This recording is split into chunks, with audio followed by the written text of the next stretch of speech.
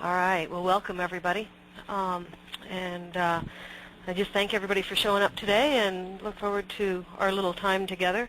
Before we get started, I kind of just want to clarify a couple of little things. Jessica has already clarified some specific housekeeping issues, but I've got a couple other things I'd like to mention. The first is I'd like to just thank PMI for allowing me the opportunity to present this on behalf of the DHS FEMA SAR Working Group. I'm doing this as a guest. I'm not in any official capacity here. Although I'm a member of the DHS FEMA SAR Working Group, I'm on that group as a subject matter expert, not as an employee of FEMA, not as a representative of PMI, not as a representative of Alpine Rescue Team, my local agency, or anybody else. I'm just presenting this as a working group member. I'm not representing anybody in particular. I also want to make it clear that I'm unable to answer policy questions that have to come from DHS or FEMA level decision making. Anything that's above my rank, which is most things, I can't really help you with, but I will try to address questions at the end, as Jess said, and I'll do my best. I'd like to point out, too, that I'm but one of many individuals who are working in this effort. There's about 30 people on this working group. So while I'm happy to share with you where we're at, please don't try to convince me that something that in the typing or credentialing system should be done differently. I don't have any control over that, and I'm not sure I can even explain to you why everything is the way it is. Like I say, there's 30 of us, and then there's a lot of politics up above us. The project is a group effort and has evolved to where it's at over the period of several years. So if you have comments or think that something needs to be done differently, I'm going to share some information with you at the end about how to help that happen. So let's get started.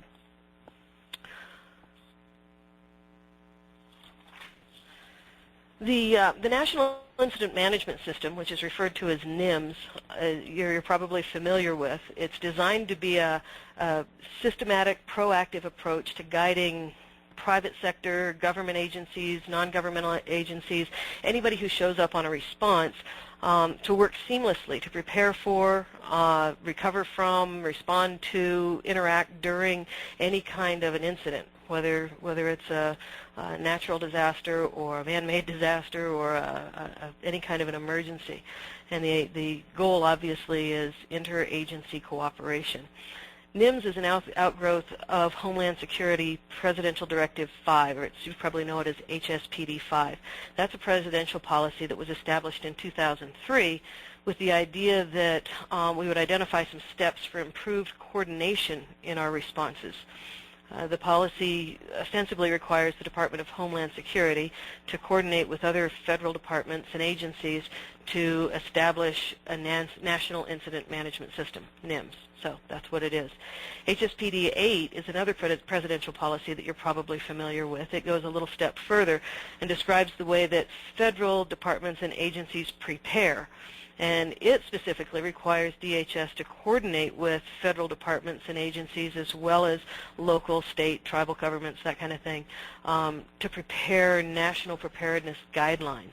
So the NIMS was created to define what needs to be done and how it needs to be done and how well it needs to be done. And that's kind of what we're all a part of here. The main idea behind NIMS is to address big picture issues so that in an incident of, they're calling it an incident of national significance, such as we've seen with the Space Shuttle, Katrina, World Trade Center, things like that. So we're all using the same kind of incident management system. This will make it theoretically much easier for us to all play together in the same sandbox without misunderstandings, whether we come from a federal, state, local organization, or even the private sector. What we found on the management side of these big responses is that we haven't necessarily been as efficient or as effective as we might be, and as a result we haven't been quite as safe as we might be. So it's been determined that the reason that this has happened is because we just don't know how to intermingle very well. That's not to say that we have to wait for a 9/11 or a Haiti or something like that to use NIMS. The system is designed to be scalable and flexible. So just like the ICS system that I'm sure you guys all use, we can use it on a more regional or even localized mutual aid incident for interoperability or to facilitate interoperability. It's designed to be able to be used in any hazard response, and the idea, again, is resource coordination. You'll appreciate the benefits of the response coordination process pretty much at any level. By using these kinds of resources, again, whether you're federal, state, local, non-governmental, private, theoretically our processes are going to be better aligned and we'll be able to manage everything a whole lot better. So, the NIMS approach to incident management. The NIMS approach to incident management kind of has multiple factors. First of all, FEMA believes that effective incident management and incident response activities begin with preparedness. And preparedness activities obviously have to be conducted on an ongoing basis. You can't wait till the incident happens to start. They have to be in advance of any kind of potential incident.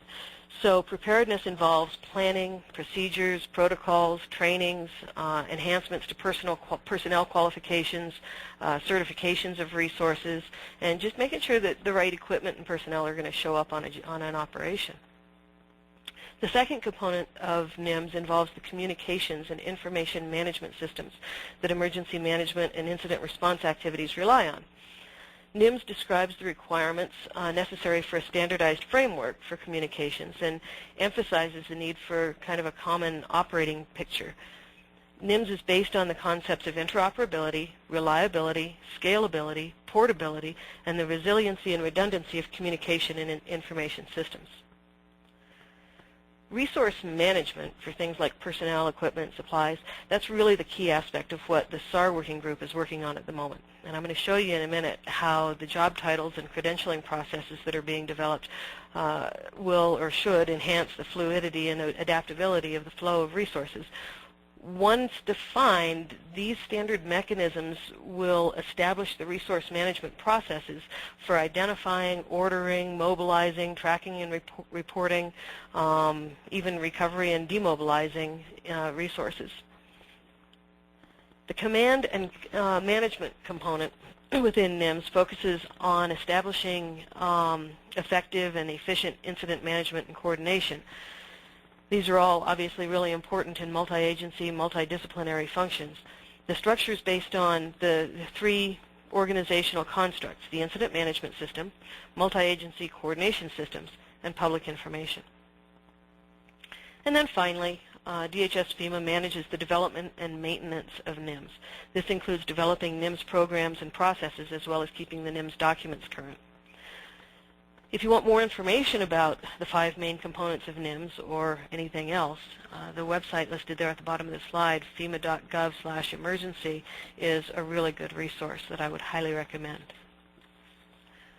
To understand why all of this is important, we kind of have to begin with the concept of mutual aid. Mutual aid is an agreement among emergency responders to lend assistance across jurisdictional boundaries at any level.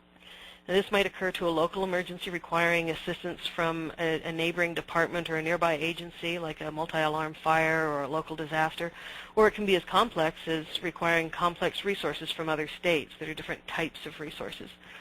Mutual aid could be ad hoc, or it can be requested only when an emergency occurs. EMAC, the Emergency Management Assistance Compact, is a congressionally ratified organization that provides form and structure to interstate mutual aid. Through EMAC, a disaster-impacted state can request and receive assistance from other member states quickly and efficiently, and that kind of lends to the liability issues and reimbursement. So there's a lot of advantages to using EMAC. State mutual aid doesn't always have to incorporate EMAC, but because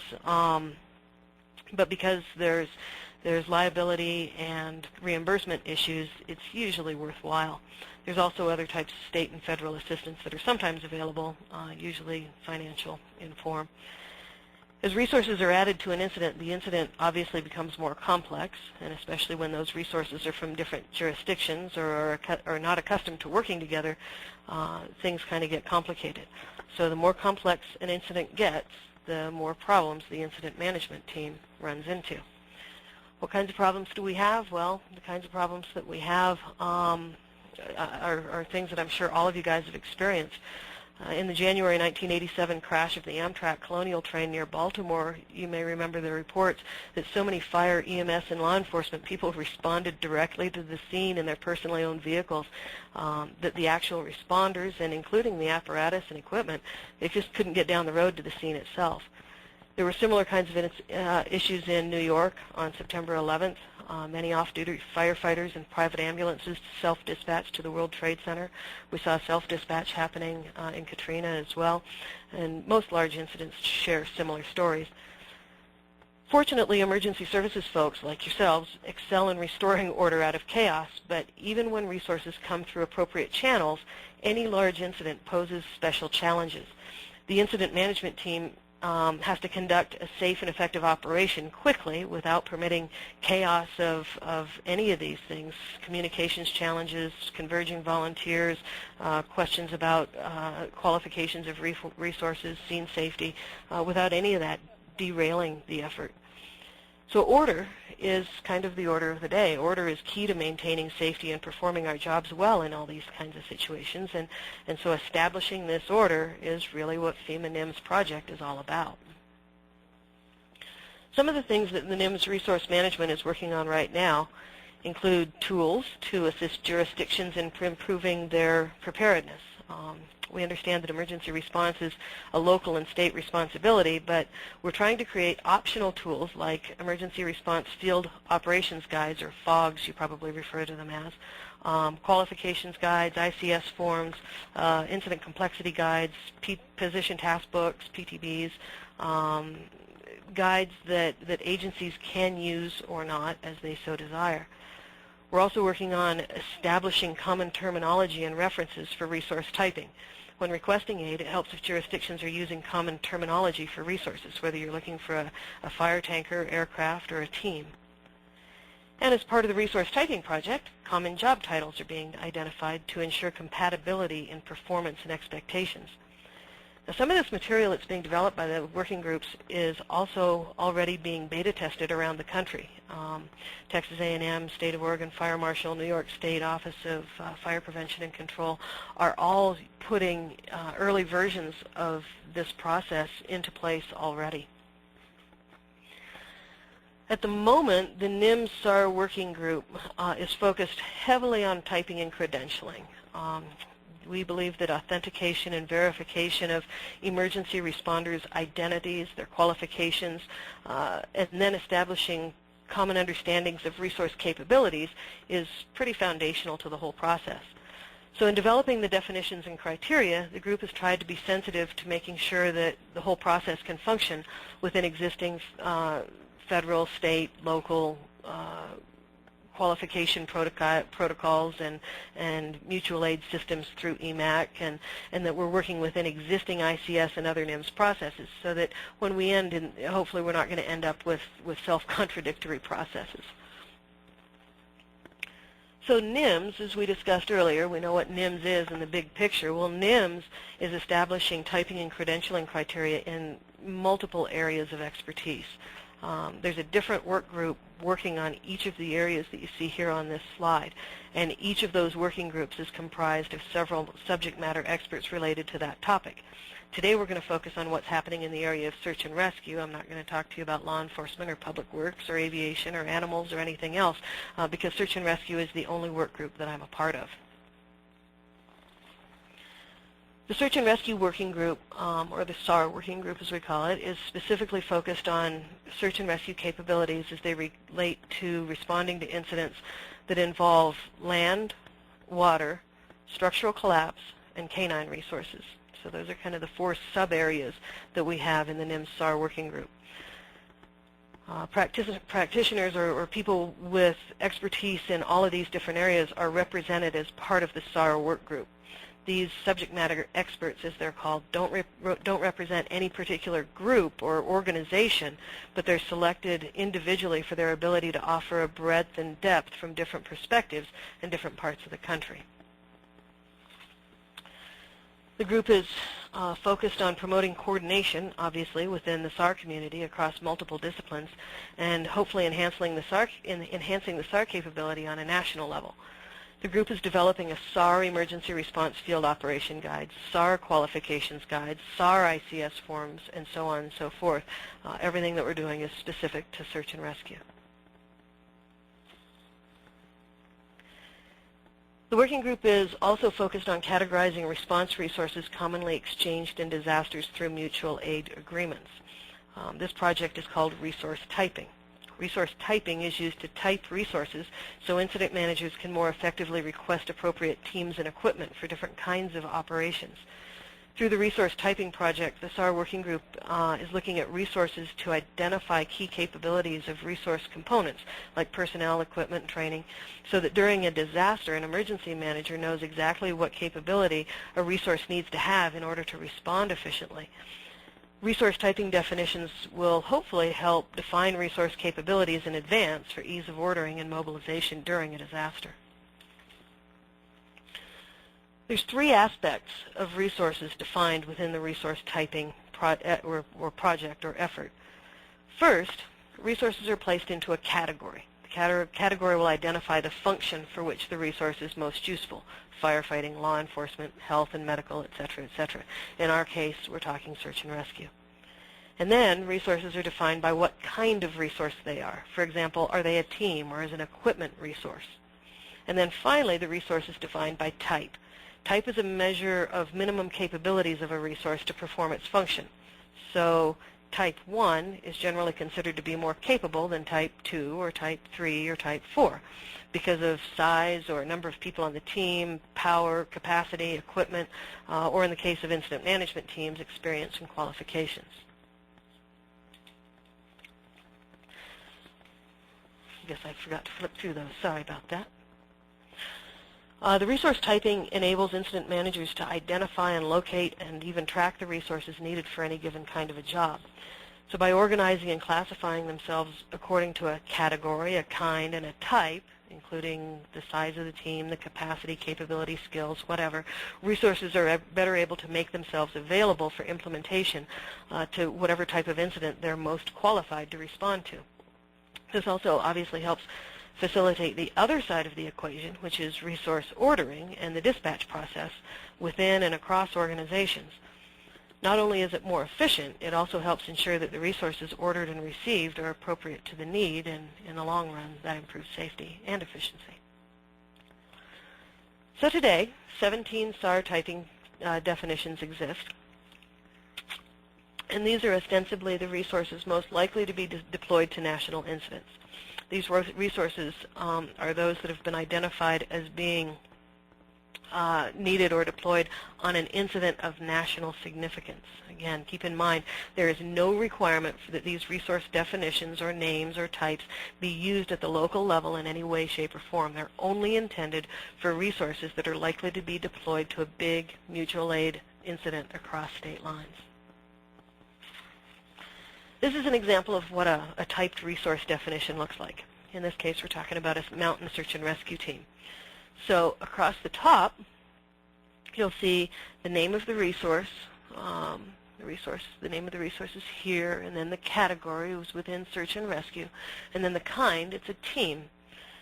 Then you'll see that the typing table has 4 different columns: type 1, type 2, type 3, and type 4. Remember, the type represents the minimum capability requirements, with the lowest number representing the highest capability and the highest number representing the lowest level of capability. The type 4 team, shown in this column here on the right, is the most basic and arguably represents the level of capability that will most often be needed. Along the left-hand side, you'll see that there are personnel requirements, including training requirements. Here you see alpine training and basic training. We'll get into credentialing about that training in a moment. And then you'll see there are some team requirements as well. The sustained operations for 12, 24, 48, 60 hours. And then this particular resource type takes 3 pages to describe, at least in this version of it. So on the next page, we see that the team's rescue capabilities are defined for each of the 4 types. So we had rescue capabilities here and search capabilities here. And then you'll see the equipment defined as well: rescue equipment, search equipment, and personal equipment. And then on the following page, we see medical equipment. So this particular job description, or this particular typing document, don't put too much stock in because I'm not sure that this is the most current version. It's just the one that I found to put into this presentation. This has been a moving target through its entire life, and so the exact information that's in here might not be what's in the document as it stands today. We just had a meeting last week, and as happens with these things, things change.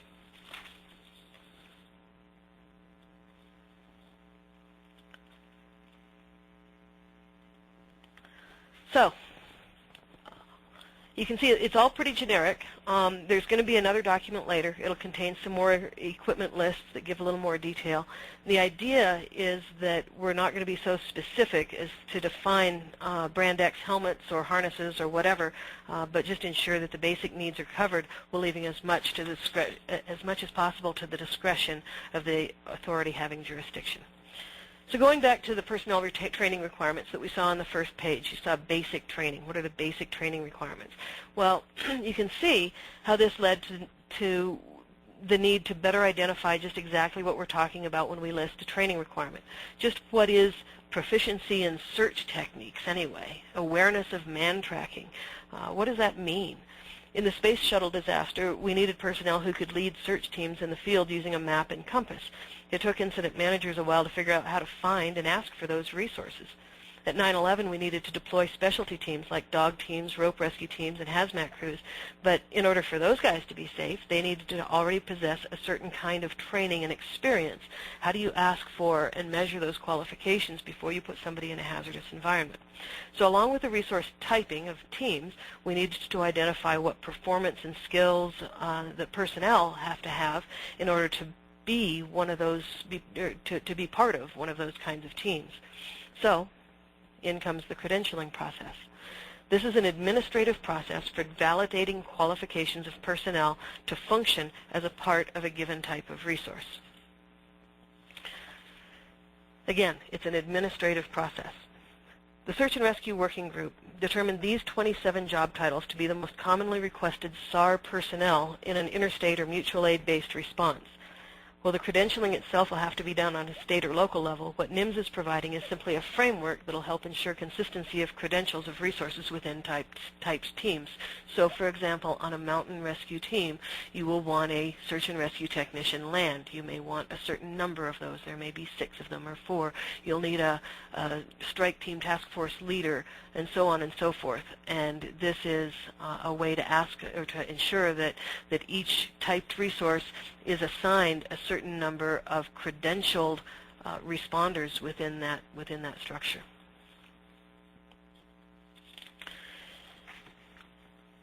Credentialing requirements identify 3 components that have to be credentialed. The first is the identity of the resource.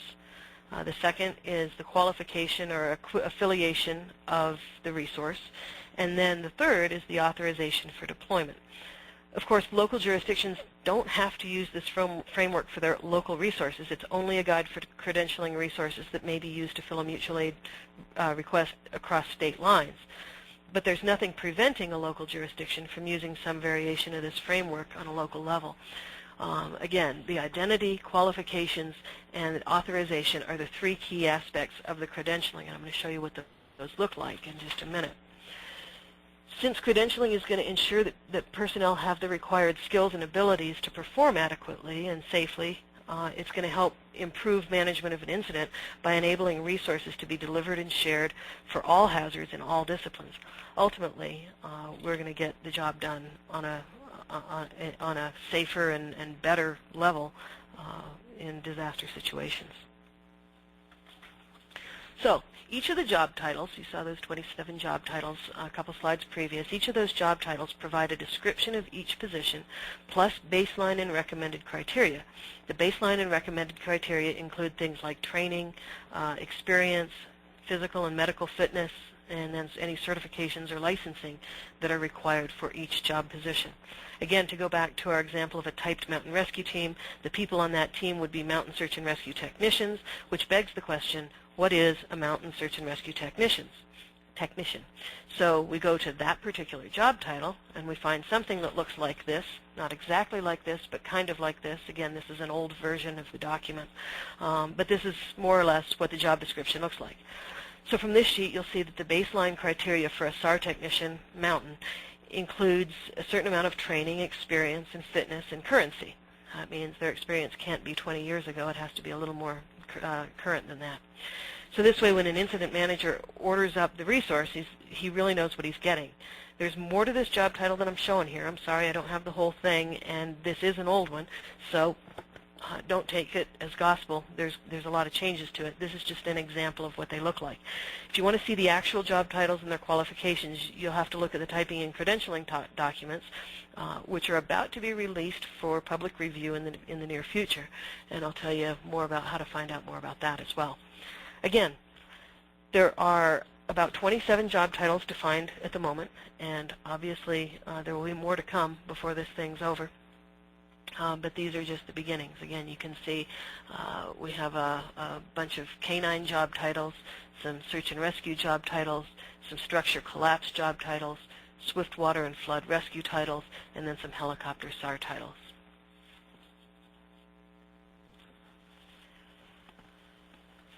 The process is far from finished. In fact, it's probably always going to be something of a work in progress, and it's going to grow and develop along with needs that we discover, as well as the capabilities and resources as we learn more about interstate responses and get more and more of these kinds of using these kinds of things under our belt. So far, there's 13 SAR typing definitions for resources most likely to be deployed to national incidents, and from those, there are 27 SAR job titles that have been identified for credentialing. The project is working with other resources to help standardize EMAC disaster response mission packages. We're also developing SAR-related endorsements for applicable ICS position descriptions. ICS is a whole nother group of its own. And then finally, we're developing tools to enhance the implementation and use of NIMS. In the future, the FEMA NIMS Typing and Credentialing Project will continue to review typed and credentialed positions and refine the skill sets as necessary. And we're also looking for ways to assist authorities having jurisdiction, whether it's on a local, state, or national level, to institute and manage their credentialing processes. As we gain experience with the system that has been developed to date, we expect to continue to define teams and equipment based on need and experience. Naturally, the local and state organizations and individuals have a lot of questions about this whole thing, so the team has worked together to develop this presentation, and we're offering it, along with a person to present it, to conferences, trainings, symposia, or anywhere else it might be appropriate. All you have to do is ask. In a similar fashion, we hope that you're going to share information back with us as the working group as you gain experience using these systems. Well, all the subject matter experts that are on the SAR working group, and all the other working groups for that matter, are actively engaged in some aspect of emergency response at some level. We are, by necessity, limited in number, so you should always feel welcome to share your thoughts and experiences that you think might help the process grow in the right direction. What this means on the home front is that you probably ought to start thinking about how the National Incident Management System might apply to you, your training, your qualifications processes, and even at the incident management level. Even if you never expect your resources to be deployed on a national incident or across state lines, think about whether you might find it useful to integrate some of the processes and systems into the way you're doing things. Think big picture. Consider using the NIMS-defined resources to manage day-to-day, more localized incidents. If you are part of a jurisdiction that might reasonably expect to share resources on incidents of national significance, think about how you might pull together a typing and credentialing process in your own state in preparation for receiving requests from other states based on this system. And perhaps you might even want to begin to integrate mutual aid agreements in your own jurisdiction and with neighboring jurisdictions using this kind of NIMS terminology. At the state emergency management level, now's a great time to begin developing certification or qualification processes in accordance with the NIMS Typing and Credentialing program. This process might include stuff like verification of baseline criteria, like an auditing process, position task books or supplemental job aids or checklists to help people achieve certain goals, qualification cards, and a database on a statewide level of where you can reach certain kinds of resources and what resources exist in what jurisdiction would also be really, really helpful. This is also a good time to start thinking about or even using the administrative processes that you develop for state and local AHJs to identify and request mutual aid on a statewide level. Think about how task group members might work with you to inform and educate those resources that are in your state. And then, of course, watch the Federal Register so you can review and provide input to the existing documents in the public review process. These documents are about to go out for public review. That always happens through the Federal Register, just like any regulatory change. And you can sign up to receive notifications of when that happens, so that when this stuff comes out for review, you can be there to respond to it. You'll have 30 days. If you're a response organization or agency, you might want to begin working on patterning your training and education programs around some of the new job titles and team types. These processes, as I mentioned earlier, are already being implemented on a trial basis in New York, Texas, and Oregon, and possibly others. You can also begin to evaluate specific individuals to identify job titles so that they're prepared, and then you can begin to type and qualify available teams according to the NIMS resource typing criteria. Think about how you can coordinate a historical recognition process in this phase. There'll be a deadline for that on a national level, but what you do on a local level is pretty much up to you.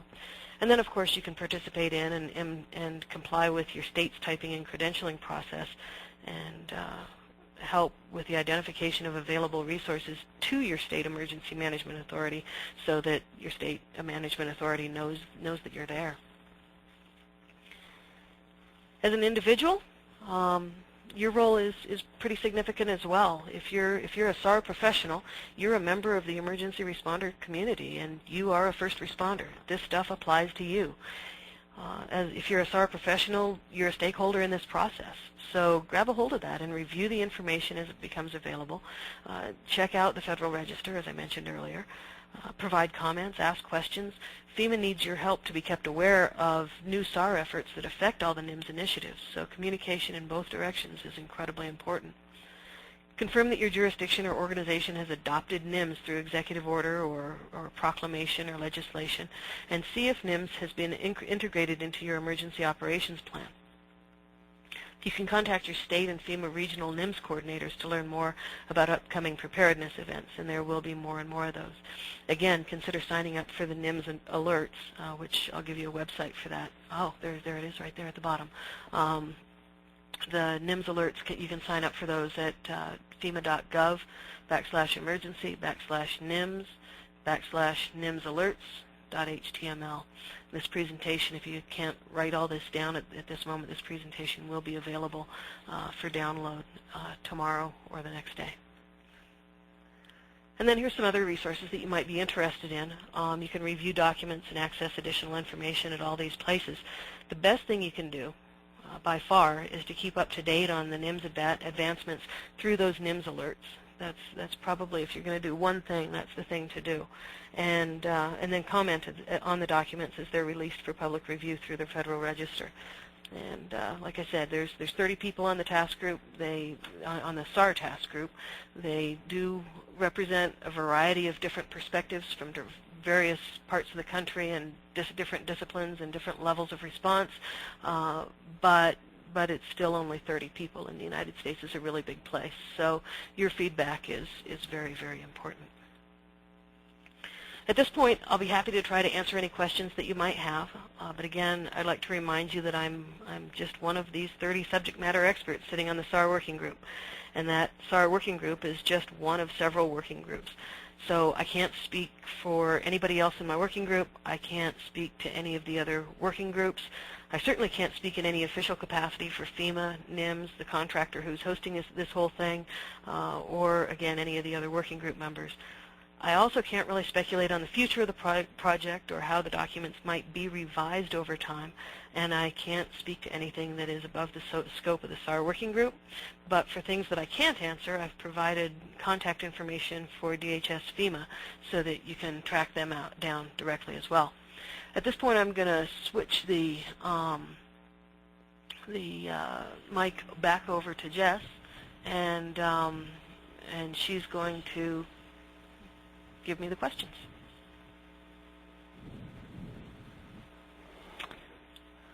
All right, Loui, if you want to hand the screen back to me too, that'd be great.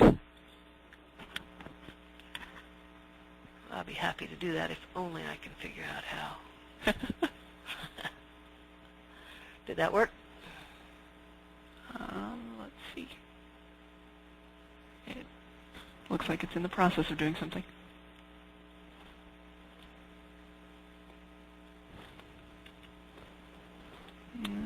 There we go. All right. So, let's start with these questions. And if you haven't yet asked your question, you can feel free to ask it in the panel. It's probably going to say questions/chat on your screen. And the first one is, our resource type is SAR, but you also mentioned medical as a type. Many SAR workers are also WEMT or WFR, and many incidents would benefit from those medical resources even if there isn't a need for search or rescue. Will this system enable SAR teams or personnel to provide medical services even if the incident isn't a classic SAR scenario? What you would do is you can classify a given person or group of persons within an organization to multiple typed resources. So, for example, if you're a wilderness first responder, you might be classed as part of a job title or a resource that's being defined by search and rescue, but you might also be part of a resource that is a medical resource. And so there will be multiple places for you to be classified. The other thing to keep in mind is that in the current versions of the SAR job titles, or not job titles, I'm sorry, in the current versions of the job typing document, SAR typing documents, there are SAR, those typing documents for SAR do require some medical capacity, not of everybody on the team, but of somebody on the team. Okay. What is the relationship between EMAC and the NIMS with regards to the job titles? None at this point. EMAC is kind of its own thing, and it's unknown at this point how or if or when EMAC might start rolling the NIMS job titles into any of their requirements or that kind of thing. At this point, there is no direct relationship. Okay. How have requests over state lines been handled in the past? Has there ever been any kind of standardized process? Unfortunately, no. The closest thing to a standardized process so far has been the EMAC, and obviously they're controlling things with money, which speaks very, very loudly. And other than that, the formalized processes have been rather informal. I will say that in the SAR community, in direct wilderness search and rescue type community, the Mountain Rescue Association has some pretty good guidelines for SAR teams, and those SAR teams have been traded state to state in the past, but that's a fairly finite group with fairly finite goals or areas of response. Okay. Aside from yourself, how well is the volunteer SAR community represented on the work group? Quite well. There was a list of work group members actually submitted through the MRA list server about a week ago. And out of the 30 people on the work group, there's probably at least 5 or 6 that I can think of immediately that are SAR responders themselves that are volunteer in nature. And then in addition to that, there are some state managers who manage volunteers. So it's actually, given the resources available, it's actually quite well represented. Okay. Who can we contact to find out about the trial implementation in Texas? I am a SAR handler here and on the NASAR K9 committee and have not heard anything about it. Yeah, it's not happening through NASAR. It's actually happening through Texas A&M. And I don't know who at Texas A&M is heading that project up, but if you know anybody at Texas A&M, that would be a good place to start. And then secondly, I would contact the FEMA NIMS folks at DHS and ask them for a contact there. Okay. Is resource ordering going to emphasize requests for teams versus requests for individuals, excluding IMT/ICS type roles? Yes, and even ICS and IMT roles will to some degree be encouraged to come in groups, even if they're smaller groups. But yes, the goal is to emphasize, at least to some degree, sending groups, even if the resource is a resource of 4 or 5 people. That's still considered a group, and the individual resources will be, I won't say they won't exist, because they still will exist, especially as tech specialists and that kind of thing, but for the most part, the emphasis will be on teams. Okay. Is there anyone they can contact in Oregon for the trial? I don't know any of the contacts there. Again, I would contact DHS and ask them about it. Okay. If a group chooses not to use this typing system, will they be excluded from responses where FEMA is in charge? No, not at all, but you probably won't be called. And so the whole idea is, as the incident command teams become familiar with this system and begin using this system, they're not going to say, no, nobody else is allowed to come, but if I'm responsible for an operation, I'm going to call teams that I know can do the job. And the best way for me to know that the team can do the job and to protect myself from a liability standpoint, whether I'm the IC or the authority having jurisdiction, that my best way of protecting myself is going to be to order up one of these teams that is classified as meeting the requirements. Okay. Is there anything in the works for international typing for disaster response? Not at this time that I know of. That would be way beyond my pay grade as a volunteer. So no, not that I know of. Although the FEMA NIMS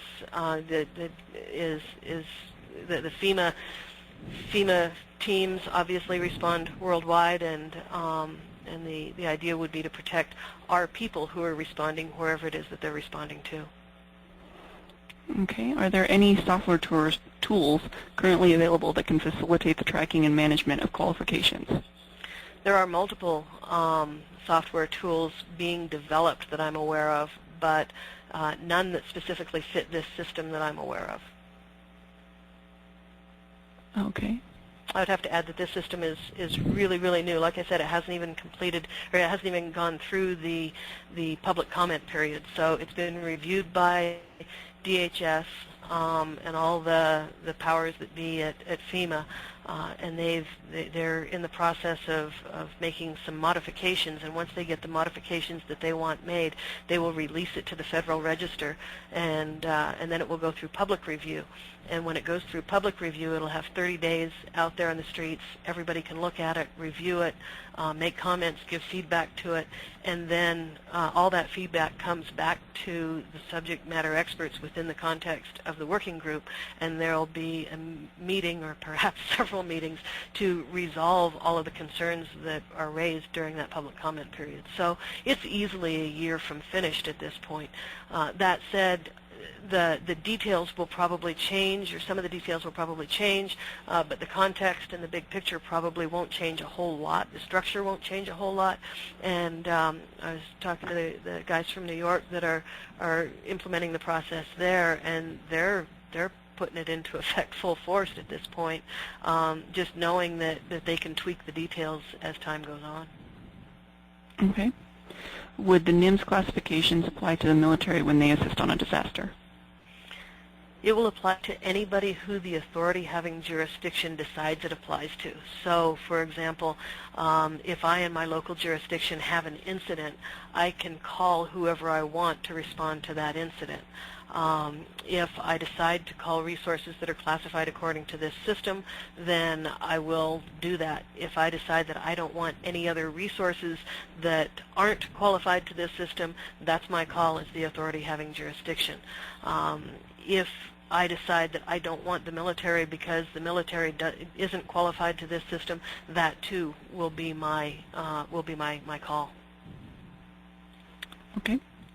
And that's all the questions that are on here right now. So if anyone else has any quick questions while I'm wrapping up, you can feel free to type them in there. Otherwise, there's a link on the screen where you can access a link to ask Loui more questions. Also, the live recording of this webinar with audio is going to be posted on that site. And you can also download the presentation for your own use. And you can also register for future webinars. The June webinar will be posted up there later this afternoon for you to register for. So if you have any other questions, actually there are a couple more. Since the first responders on a scene are going to be the local responders, if they do not adhere to this system, how will they be handled once FEMA is on scene? Again, that's the call of the authority, the local authority having jurisdiction. Even when the FEMA-typed resources show up, the incident still belongs to the incident commander and to the local authority having jurisdiction. So that will be their call. Again, there's a lot of logic to utilizing at least some aspects of the job titles on a local level, just because they help sort of improve consistency and make sure that your resources can be exchanged across state lines. But if you choose to use resources, whether they come from a local area or from elsewhere, if you choose to use resources that aren't typed or credentialed according to this system, that's totally your call. Okay. And are draft SAR-specific PTBs available online? Not that I know of yet. I'm, again, aware of some that are being used by specific agencies and organizations for their own applications, but none that are drawn up yet specific to this system. But they're soon to come. The group is working on those right now. Okay. Well, that seems to be it. And like I said, you can ask Loui further questions at the link shown on your screen. And also, if you're interested in following PMI for updates and news, you can follow us on Facebook or Twitter. And just search for Pigeon Mountain on either of those. And we really appreciate your attendance. And Loui, thank you for going through this with us. Thank you all for being here. All right. Have a great day, everybody.